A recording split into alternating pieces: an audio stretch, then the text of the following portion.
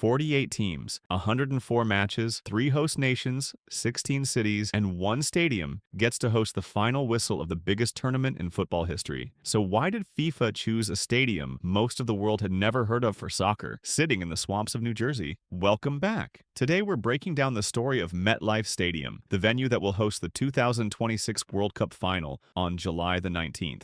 During the tournament, FIFA refers to it as New York, New Jersey Stadium because of its sponsorship rules with branded signage covered or removed. But before it wore that diplomatic name, this stadium had a story most fans never expected. This wasn't the obvious pick. Dallas was widely favored to host the final, and reports even suggested it had already won the vote. Dallas had even planned simulcasts at nearby venues to boost ticket revenue, expecting the spotlight. Instead, FIFA stunned the football world. According to The Athletic, the announcement caught local officials completely off guard, and they had only organized a small viewing party for what they assumed would be routine news. So why MetLife? Its closeness to New York City and its track record hosting major sporting events made it an early frontrunner. Its biggest rival was SoFi Stadium in Los Angeles, a sleek, modern venue. But SoFi had a fatal flaw for football. The pitch was only 69 yards wide, narrower than FIFA's recommended dimensions because it was designed primarily for American football. A World Cup final on a cramped pitch was never going to happen. Here's where it gets fascinating. MetLife Stadium was built between 2008 and 2010